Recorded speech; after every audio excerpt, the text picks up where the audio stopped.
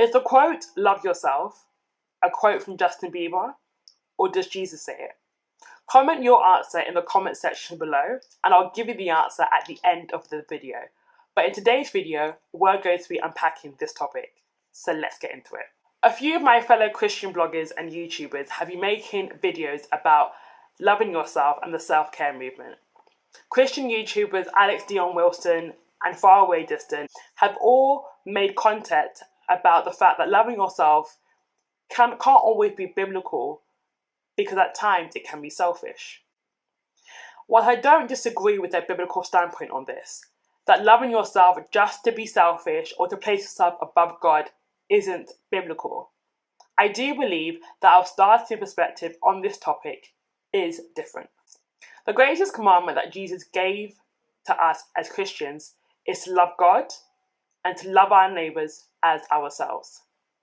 Some people think that what Jesus meant when he said this commandment is that we as human beings love ourselves way too much.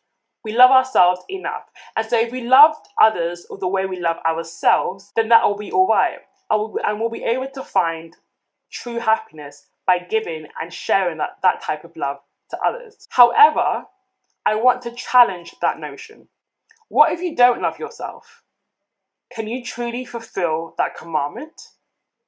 How are you then meant to love others? My name is Liz, and this is the place where I encourage you to find freedom and hope in God's truth.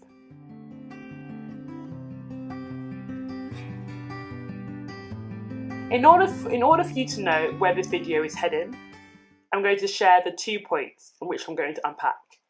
The first point is that you cannot love others without loving yourself. And the second point is that I'm going to break down the greatest commandment by give you 3 tips that you can kickstart your self-love journey or start developing it further. If you watched my testimony video, you would know that I had low self-esteem, low self-worth, a negative perception of myself, and I didn't love myself. Every time I looked into the mirror, I thought I was ugly. And this negativity was attached to my weight. My size was made very known to me, and I was very aware of it from a very young age. I used to have disapproving looks from parents and teachers, and the children all throughout primary school used to bully me about my size.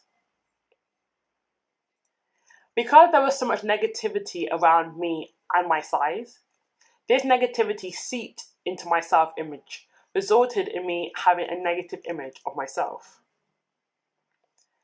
Because of my negative self-image, because my perception of myself was negative, the way I treated others was negative, especially in certain areas.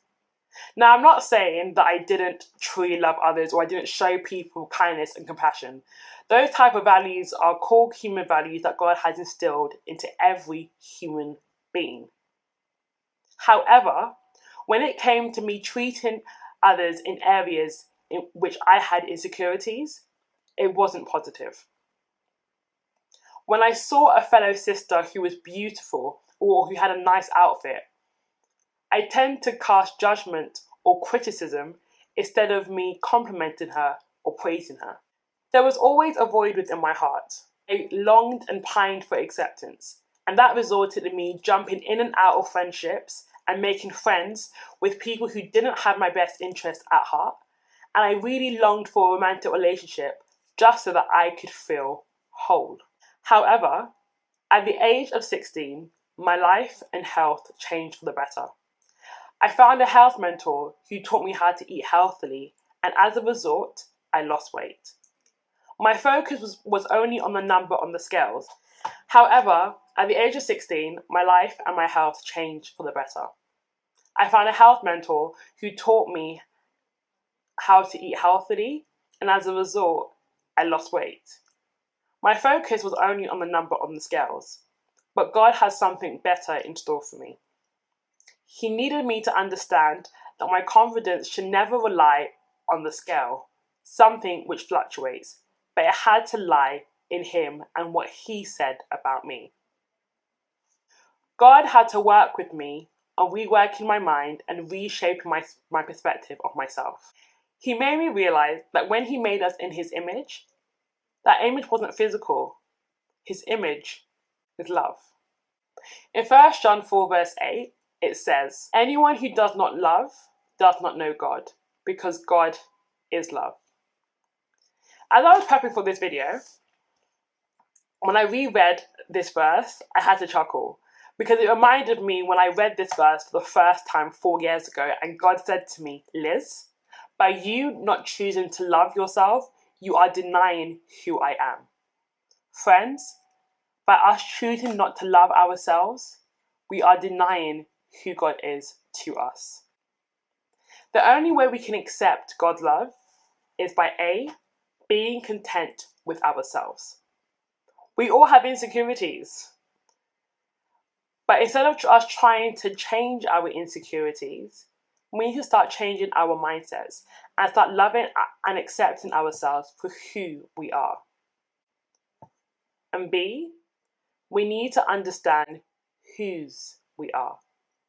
Because knowing our identity is the foundation of who we are, and everything flows out from that. If you don't know who you are, or you need reminding, let me tell you.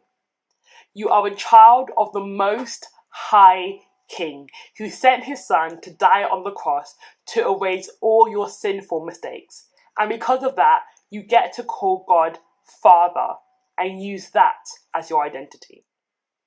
Now that we know our identity, how can we kickstart or develop our self-love journey? The first part of the commandment says to love God. The only way I knew how to love myself is because I had a relationship with Jesus. I will never stop shouting about this on my channel. You have to start your relationship with Jesus. Dive into his word and allow him to show you who he is, so that you can love him wholeheartedly and accept the love he has for you. Jesus transformed my life, and I want you to begin your relationship with him, or develop and deepen your relationship with him so that he's able to transform yours. The second tip is to love yourself. You will never truly know how to love others if you do not love yourself first. To anyone who is struggling with loving yourself, take out your thumb, look at your thumbprint. This is a visual reminder that God has only made one of you in this entire world. So you have to accept your uniqueness. Never allow the opinions of others to define you. Give all your insecurities to God, lay them at his feet, and watch how he elevates you so that you can be the best version of yourself and you're able to love others in the best way. And the third tip is to love others. Now that you have this newfound love for yourself, you cannot keep it all to yourself. You have to share it with other people.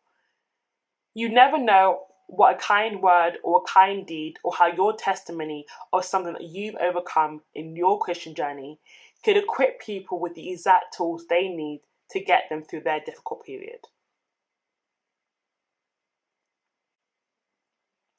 God's love is for all, which means our love has to be for all, because you're all trying to be like Jesus, right? If you put down in the comments, was that the quote, "love yourself," is what JB and Jesus said, then a massive tick and a round of applause for you, because you got it right.